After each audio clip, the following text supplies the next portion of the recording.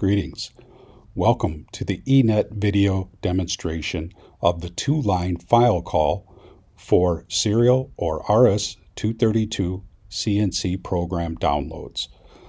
This two-line call feature allows for remote file requests for CNC programs right from the machine control, and it's very easy to use. To demonstrate, I'm going to open up my Fanuc simulator, and the call program itself is 09999. Now I hit my down arrow and I get a set of parentheses.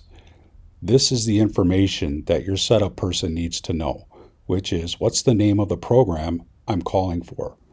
I'm obviously calling for 55234. So now I just need to punch this out right from the control.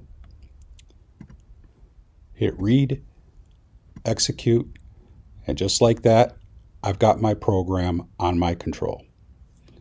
I'll even hit cycle start so you can see that the whole program did indeed download.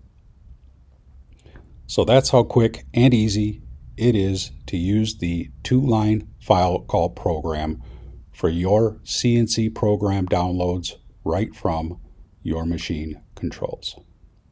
Thank you.